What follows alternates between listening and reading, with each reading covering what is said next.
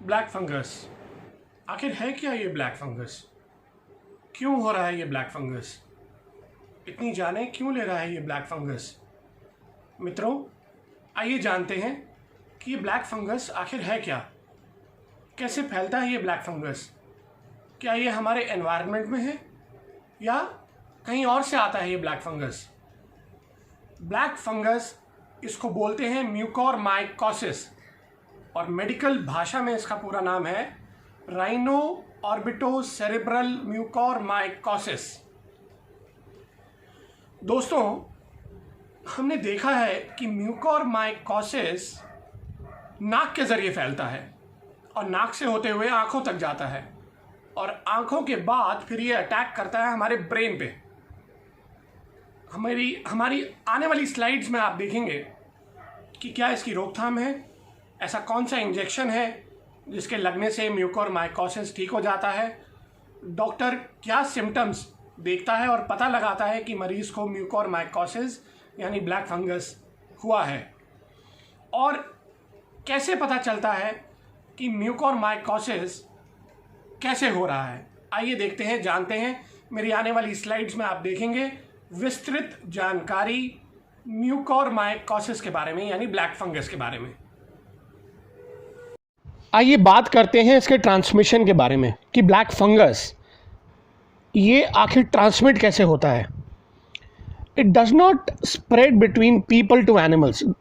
ये बहुत ही ख्याल रखने वाली बात है और ये जानकारी जो है ये आप तक पहुंचानी इसलिए ज़रूरी है कि आप ये समझें कि ये लोगों से लोगों को नहीं होती है, यानी कि ये कंटेजियस नहीं है, ना ही ये छुआछूत से होती है और ना ही ये किसी जानवरों के द्वारा होती है। ये जो फंगस है ये बहुत पहले से एनवायरनमेंट में होता है और एनवायरनमेंट में रहने की वजह से ये हमारी नेज़ल कैविटी से होता हुआ आँखों में जाता है। सो इट ग्रोज, जो मोल्ड्स हैं हमारे, it grows in the moulds and then they are inhaled and enter body through a cut or other break in the skin। यानी कि ये क्यूटेनियस तरीके से भी अंदर जा सकता है। कोई घाव अगर नाक में हुआ है तो नाक के ज़रिए उस घाव से होता हुआ ये फंगस आँखों में जाएगा और फिर आँखों से होकर के ये ब्रेन में जाएगा। दोस्तों, इसका जो मोर्टेलिटी रेट है वो 50% है, 50%। कि आप देख पा रहे हैं इस इमेज में कि आँख सूज जाती है जब ये फंगल इन्फेक्शन होता है तो, और it's a fungal infection grows that primarily takes place in the upper nasal cavity. इस फंगल इन्फेक्शन के कई प्रकार हैं। जो पहला प्रकार है वो है राइनोसेरेब्रल यानी साइनस और brain. It is an infection in the sinus that can spread to the brain. आप मान सकते हैं कि अगर कोई घाव हुआ है नाक पे तो ये नाक के ज़रिए वो जो आपकी स्किन, क्यूटेनियस स्किन है, वहाँ से एंटर होता हुआ ये आपकी आँख तक जाएगा नेज़ल कैविटी से होता हुआ। दूसरा जो इसका प्रकार है वो है पल्मोनरी, लंग्स। ये बहुत ही कॉमन टाइप का है। It is the most common type of fungal infection और ये उन लोगों को होता है जिनको कैंसर हो या people who have had an organ transplant और स्टेम सेल ट्रांसप्लांट। तीसरा जो इसका प्रकार है वो गैस्ट्रोइंटेस्टाइनल है, जीआई।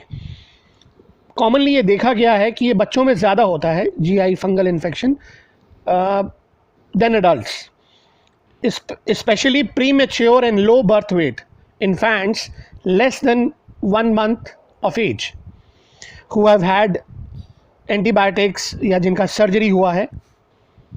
चौथा इसका प्रकार है क्यूटेनियस स्किन सरफेस। अगर कट लग जाए या बर्न हो जाए, सर्जरी हुई है या वो घाव खुला रह गया है, और other type of skin trauma, उसके ज़रिए भी एंटर कर जाता है ये फंगल इन्फेक्शन।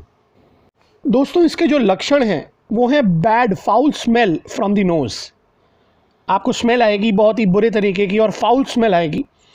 रेस्पिरेटरी इश्यूज़ होंगे, फ्रीक्वेंट कोल्ड होगा, सर्दी ज़ुकाम खांसी, फीलिंग ऑफ ब्लॉक नोज़, ऐसा लगेगा आपकी नाक जो है वो ब्लॉक है, स्वेलिंग हो जाएगी नाक के आसपास, और आपको जो है नोज़ का साइनस हो सकता है और blackening and darkening of parts of nose, यानी कि नाक के आसपास काले धब्बे पड़ जाएंगे। आइए जानते हैं कि कौन सा इंजेक्शन है जो इस फंगल इन्फेक्शन को यानी ब्लैक फंगस को ठीक करता है, इसकी रोकथाम करता है। वो है amphotericin B, is a polyene antifungal agent used in the treatment of this infection. इसका जो मोड ऑफ एक्शन है, it acts by binding the ergosterol of the cell membrane of susceptible fungi. It forms transmembrane channels leading to alterations in cell permeability through which monovalent ions leak out of the cell, यानी कि ये cell membranes के channel को block कर देता है। आगे चलते हैं और देखते हैं इस ड्रग के adverse side effects, adverse drug reactions. 10% से ज़्यादा लोगों में जिनको ये इंजेक्शन दिया जाता है कार्डियोवैस्कुलर हाइपोटेंशन प्रॉब्लम होती है, सेंट्रल नर्वस सिस्टम की प्रॉब्लम होती है, हेडेक होता है और बहुत ज़्यादा पेन रहता है। एंडोक्रीन एंड मेटाबॉलिक प्रॉब्लम्स होती हैं जिसमें हाइपोकैलेमिया और हाइपोमैग्नीसीमिया होता है। गैस्ट्रोइंटेस्टाइनल प्रॉब्लम्स भी होती हैं, डायरिया हो सकता है, हार्ट बर्न हो सकता है, नोजिया हो सकता है, स्टमक क्रैम्प्स, वॉमिटिंग और हेमाटोलॉजिकल और ऑन्कोलॉजिकल प्रॉब्लम्स भी हो सकती हैं। लोकल पेन हो सकता है आपकी इंजेक्शन साइट पे। रीनल फंक्शन जो है वो एबनॉर्मल हो सकता है और रीनल इनसफिशिएंसी भी हो सकती है, रेस्पिरेटरी प्रॉब्लम भी हो सकती हैं। जब ये इंजेक्शन दिया जाता है तो मॉनिटरिंग पैरामीटर्स, यानी हॉस्पिटल में डॉक्टर क्या क्या मॉनिटर करता है, एक तो बर्न मॉनिटर करता है, blood urine nitrogen BUN, serum creatinine levels देखे जाते हैं मरीज़ के और वो डिटर्मिन होते हैं हर 2-4 घंटे के बाद और या तो दिन में एक बार। और जब इसकी थेरेपी इंक्रीज़ करी जाती है वीकली। रीनल फंक्शन के टेस्ट होते हैं, मॉनिटर होते हैं फ्रीक्वेंटली, और सीरम लेवल्स, इलेक्ट्रोलाइट्स टेस्ट किए जाते हैं, स्पेशली पोटेशियम और मैग्नीशियम।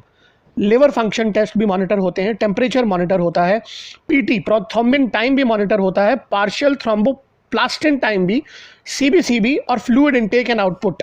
जो ड्रग है एम्फोटेरिसिन बी डीऑक्सीकोलेट इंजेक्शन, इसकी जो कीमत है ये 2,500 से 3,000 रुपये की है और डॉक्टर्स हो सकता है आपको दिन में ये 6 बार भी दे सकते हैं दिन में। और ये कोर्स जो है इस इंजेक्शन का वो 2 से 3 हफ्ते तक चल सकता है।